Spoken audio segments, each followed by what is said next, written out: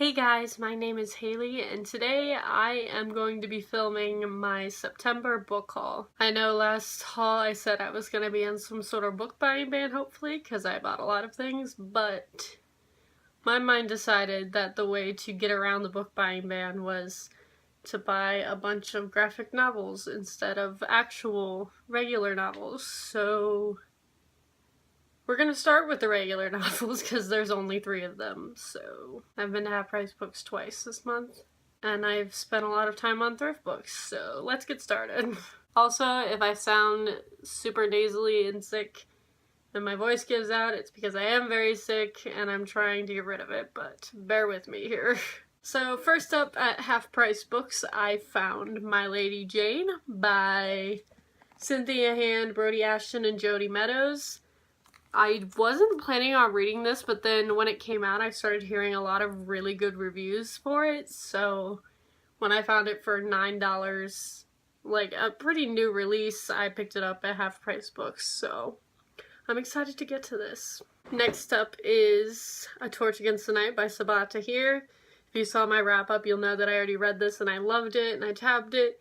I got this signed copy for $15 at Half Price Books, and as soon as I saw it I was like, yep, and bought it with my credit that I had from all the books I got rid of, so this was a steal and I basically got it for free and that was so exciting. I bought The Black Prism by Brent Weeks.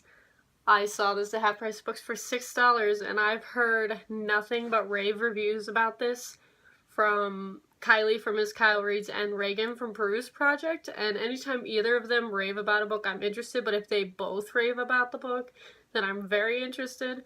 So when I saw this first book for super cheap at Half Price Books, there was no way I could leave it there, and yeah, I'm super excited about it. It's huge. And last up of the books, I have The Last Star by Rick Yancey.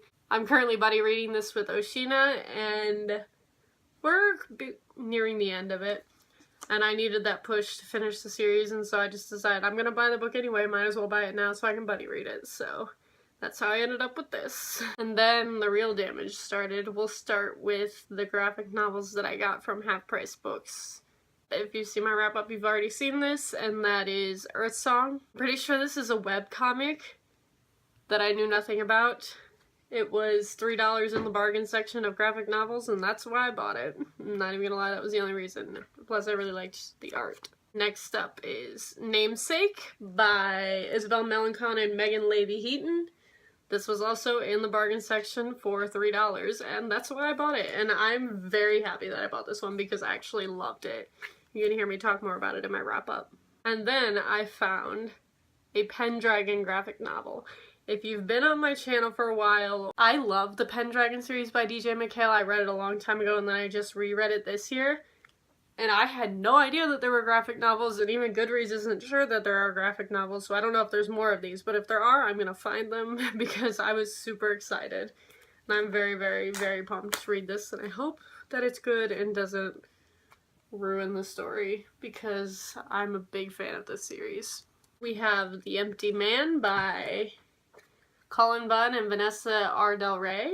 This was $2 in the bargain section. It says, it's been 1 year since the first reported case of the empty man disease, and no drug has been able to slow its progress. The cause is unknown, and the symptoms include fits of rage, hideous hallucinations, and suicidal dementia, followed by catatonia.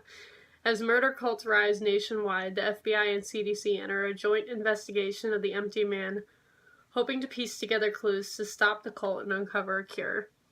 I read that, I saw that it was $2 in the bargain section, and I bought it. So hopefully this is good. I don't know anything else about it. I've never heard anybody talk about it, but it looks really interesting. And the art's really pretty, like, look at that.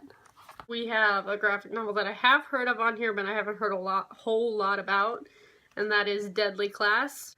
I think it either has something to do with, like, assassins, maybe zombies, because I see these skeletons. I really don't know what it's about. I know it's a sort of shorter graphic novel series, so I picked it up. It was only $5, and people I have heard talk about it really like it, so I'm excited. And then the last one I picked up at Half Price Books was Revival, which is another book that I've seen on here for I think it's supposed to be a spooky graphic novel, and that's where I've heard people talk about it. And I'm pretty sure this is a zombie novel, and that's all I needed to know, and it was only $6, so I'm probably gonna read this this month for October. Probably for the Spooktober readathon. Now we're gonna get into the graphic novels that I bought off of thrift books and / Amazon. A couple of them I got off of Amazon because I needed, you'll see. The first one that I picked up was Blankets by Craig Thompson. And I've heard Dana from the Book Quarter rave about this. I think she read it either last year or the year before or sometime recently, and I absolutely loved it. And I knew that this graphic novel was big and that it was going to be heavy, but I didn't realize how big. Like, this is bigger than my head, and it weighs like a good 6 pounds. Like, it's enormous. And I'm pretty sure this just follows the story of one guy. I'm thinking it's probably a love story, and I know it's supposed to be wintry, so I'm probably going to wait till winter time to read it, but I am really excited. I've heard very, very good things about this, and it has very good reviews. I bought the first volume of the new Marvel now, I believe, Hawkeye. My Life is a Weapon by Matt Fraction and some other people that I can't find their names on the cover. I've heard some really good things about Matt Fraction, so I'm very excited. And I really like Hawkeye, even though the only thing I've seen him in are the Avengers movies, so we'll see if I like this version of him, because I've heard very good things about this version of Hawkeye. Next up, I got Lock and Key. I'm so excited about this because I actually read this, I think, last summer, and I loved it, and I never continued with the series for some weird reason. I think it's because I read it from the library, and I didn't own a copy. So I'm very excited to reread this probably this month and hopefully get my hands on the rest of the series because I really enjoy the concept of this. It's sort of like a haunted house type thing, and different keys in the house unlock different parts of your brain. And I'm really excited to see how the whole series goes because I really liked this first volume when I read it. Next up, off thrift books, I picked up the first volume of Sweet Tooth by Jeff Lemire. I've heard great things about Jeff Lemire, and I've heard really, really good things about this series, and I know there's only 6 volumes, which makes me more likely to pick it up, that I don't have to buy like 20-something volumes. All I know about this is that it's post-apocalyptic, and I'm pretty sure kids are turning into animals or something of that sort. But I'm very excited. So excited that when I went to Half Price Books the second time, and I knew this one was coming in the mail, I picked up the second one, Sweet Tooth in Captivity. And I'm hoping to get my hands on all 6 of them, but I'm probably not going to wait to do that. I'm probably at least going to read this one this month because I'm very, very excited. I wanted to read this series for a while. And the reason this whole craze started with the graphic novels was I've been wanting to read the Walking Dead graphic novels for a long time, but I didn't want to buy the compendium because that thing is literally a brick and I could probably kill somebody with it. So, also I know I have a friend that has it and it doesn't have page numbers, which would drive me nuts with how big that book is. So I've been wanting to get my hands on the trade paperbacks, but there's like 20-something of them.